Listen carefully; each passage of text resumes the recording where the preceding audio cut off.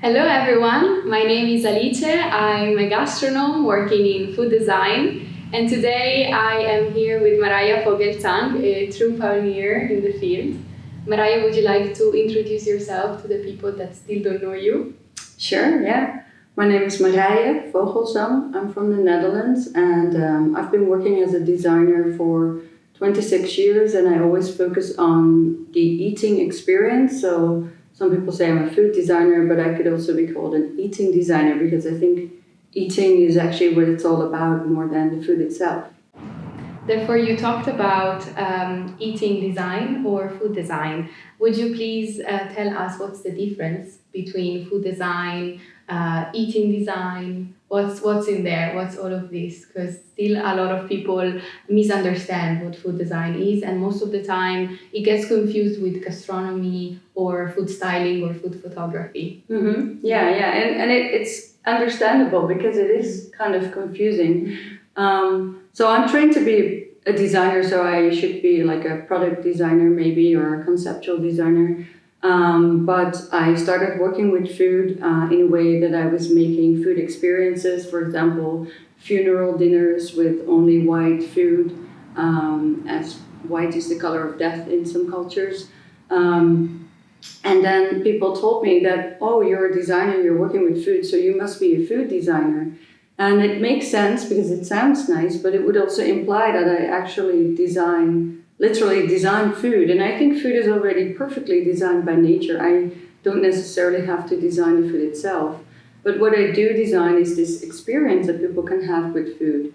And of course, gastronomes also make food experiences, but what I try to do is to make you see food in a different way. So for example, I do a tap water tasting where it's like a wine tasting, but then with all the tap waters from the Netherlands, from all the 12 provinces, and you compare them together so that you get like a new value and understanding of something as modest as tap water. Mm-hmm. That's so interesting.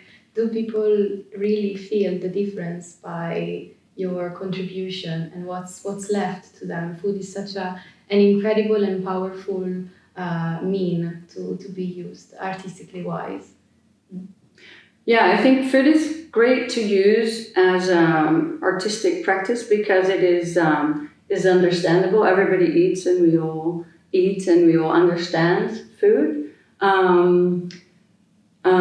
I also think it is not always about changing your idea about the food itself, but you can also make food experiences that changes your idea about the people at the table. So for example, I did a project with Roma people in Hungary, where Roma people are generally fairly marginalized in society. And in this situation, they were feeding you while you were sitting in an installation under a table behind a tablecloth so you can see each other. They were feeding you and also telling you their life stories. Mm-hmm. And that changed people's perception on Roma culture. And so the food in this particular example is not necessarily what it is about, but without the food it's impossible. So many times in my projects I just use food as an excuse to make people connect with each other or see each other in a new light. Mm-hmm. I believe it's such a pity that people simply define food design or eating design by itself, and they really don't understand the complexity and the social impact that there's behind such projects, I believe. So do you believe that food is very important to be dealt specifically nowadays in our current society? What's your opinion on that?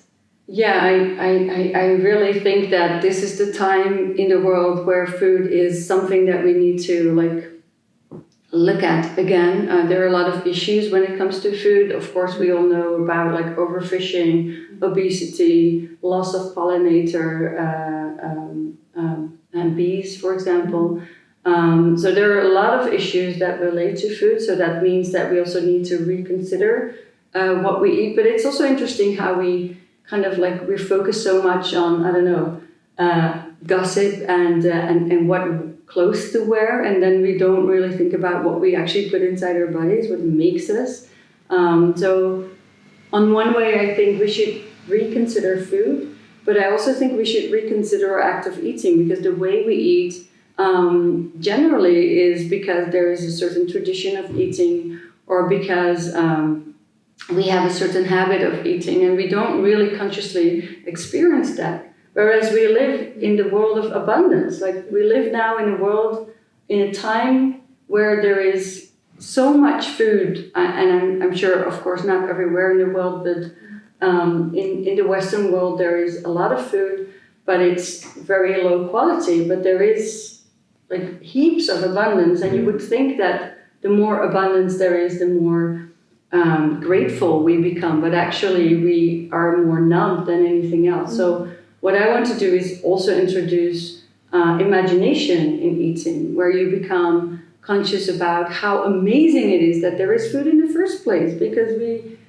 are, I think we don't even see that. And even like tap water, for example, it's amazing that we have water from the tap, but who ever realizes that? Right, it's just taken for granted, and it's very fascinating that still we eat 3, sometimes even more times per day, but we don't pause to actually wonder and question ourselves, where is the food that I'm eating coming from?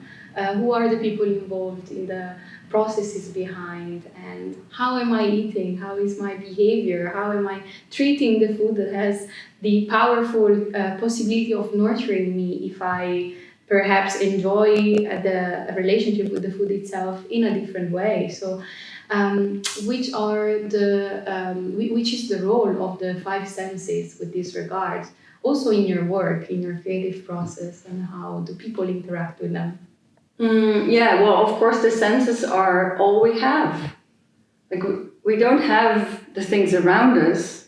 We only have our senses to experience everything in our lives. Like, if we imagine that we wouldn't have any senses, we would absolutely be locked inside our bodies. We wouldn't even know that that you were sitting here with me. I wouldn't be aware of that. And I think the cool thing is that our senses also always have to be processed by our brain, and our brain is full of ideas and emotions and visions and imaginations. So everything we experience with our senses goes through our brain, and as a creative we can influence this experience. We can tell you a story, so suddenly the thing that you are experiencing with your senses becomes alive, or you experience it in a different way. And I think this psychological aspect connected to the actual use of senses, because of course food is the most amazing material in the world because you can experience it with all your senses. I think that's a very powerful combination.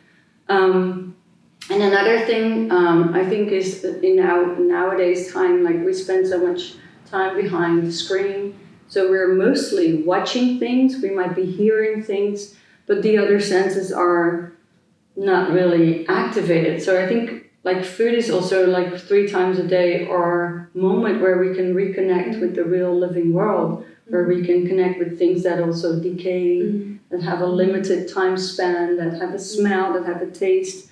I think it's super exciting. Yeah, it's so important not to lose the contact with reality, because perhaps what I see also in my generation, for example, is really the incapability of staying, of sitting, of experiencing, reconnecting through the 5 senses, of not understanding where the things that come from the outside come from and how to process them in a way that then serves for your own thinking in a second time.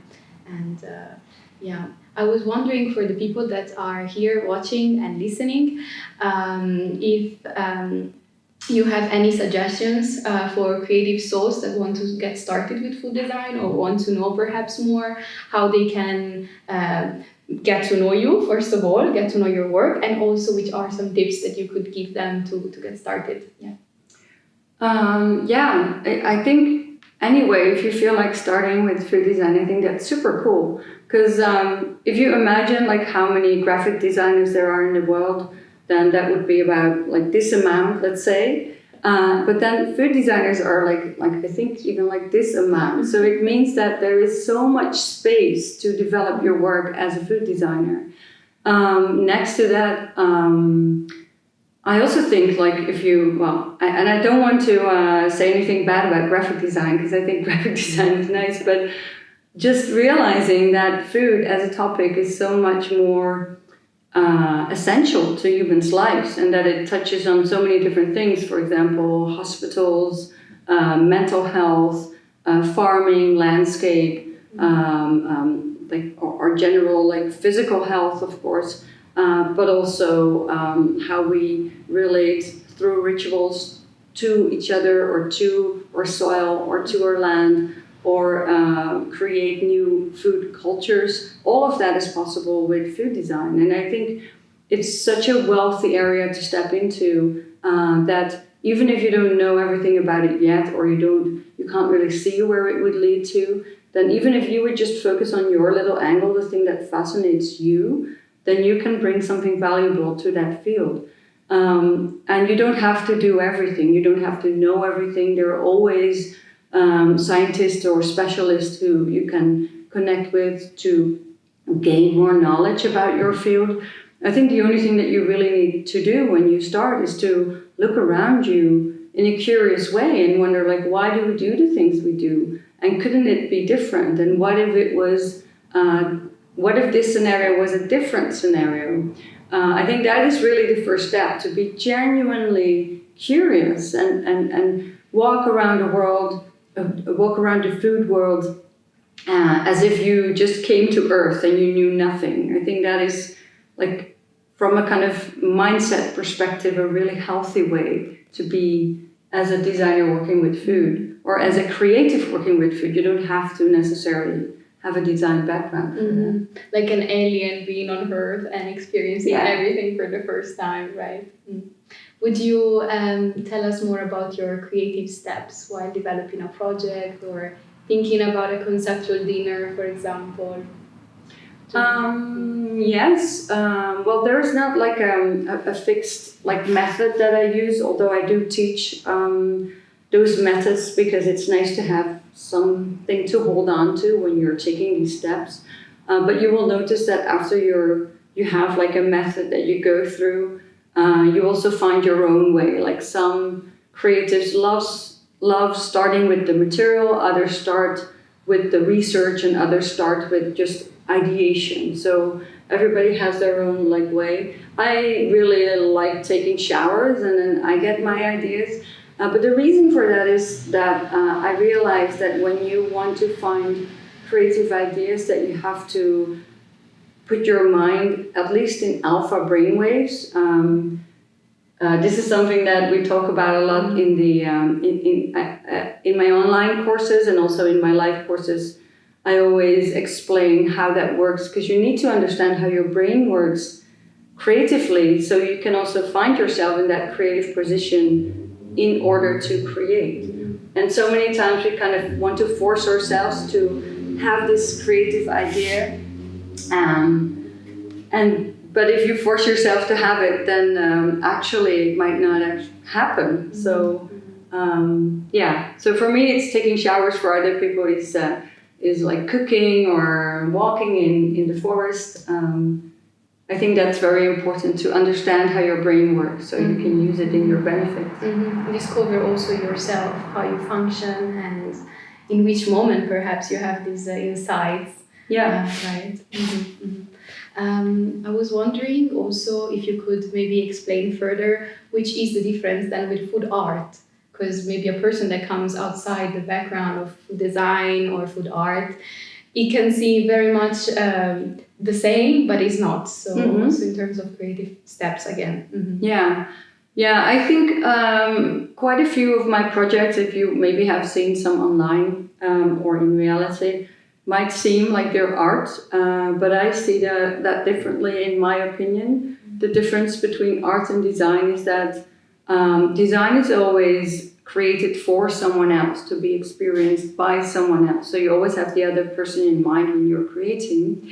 Whereas in art, I think art can just be an expression from the artist themselves without necessarily taking into regard the other person. I'm not saying that all artists work like that. I'm not saying that all designers work like that. But in my mind, that's the difference. So I love making experiences for other people, thinking about their experience, thinking how they can understand what I want to convey. And that's why my work is design, even though sometimes my work is just for one person. I've done work with people who were children during the Second World War. And I made like war food for them, or hunger winter food, which is like scarce and sometimes, like in the Netherlands, it's like tulip bulbs and sugar beets. But by making this food specifically based on the memories of one person, I can trigger a Proust effect experience. So that is this effect. I'm sure you have had that before. Sometimes you smell something or taste something, and then instantly you're back in your childhood or in your grandmother's attic or something. And this is a very specific trigger for everyone. It's very specific.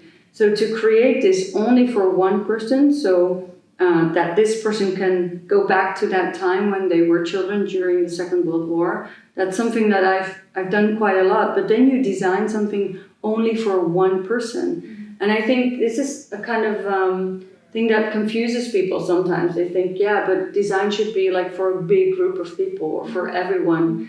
But I'd rather make something for one person, which creates a meaningful experience, than to make something generic for everyone that doesn't really make sense to them. Thank you, Marije, for clarifying this, and I'm really happy that you could share your point of view on this. Anything coming up soon that you are excited about? Yes, very excited. So we are like here in our new space. It's called Food Design Playground. It is a huge monumental building in a small city in the Netherlands next to Rotterdam called Dordrecht. It's a beautiful historic space or city, and also a beautiful historic building.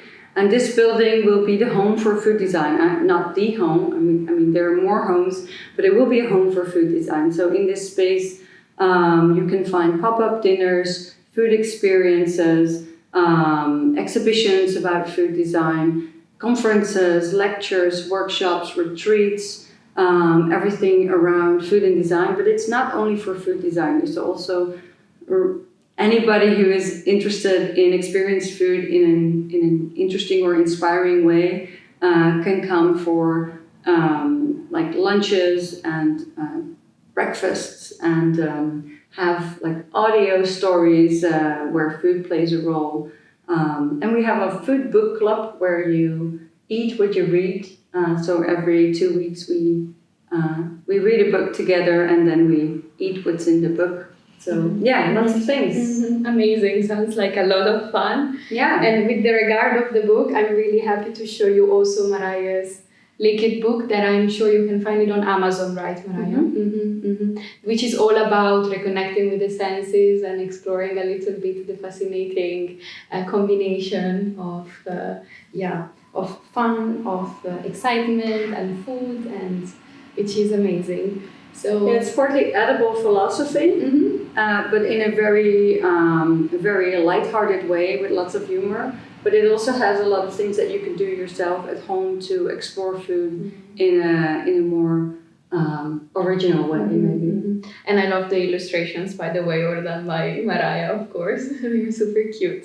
Thank you, Marije. Thank you so much for being here. And maybe we can just share, I don't know, some more details about how to follow you, how to engage on social medias, perhaps, right? Absolutely, yeah. I'm sure we can put that here. Yes, we're gonna place it somewhere here. All right. So guys, thank you so much for watching and for seeing this video. Marije, this was nurturing in every possible ways, and I really admire your work. Thank you so much again. Yes, so thank you, Alice. Alice has been with me for the past weeks, and it was months, and it was super cool. Yeah, I've been her intern, and I really touched what Marije does, and you are very inspiring, like really admiring. Working in the field for so much time, I guess there's a lot to be said and still to be explored. So the aim also of this video was to clarify first what food design is, and then to delve and let people see your amazing ideas and everything that is coming up right here in Dordrecht, right? So, yeah. Thank you. Thank you to you. You're welcome. Bye, guys. Thank you so much. Bye-bye.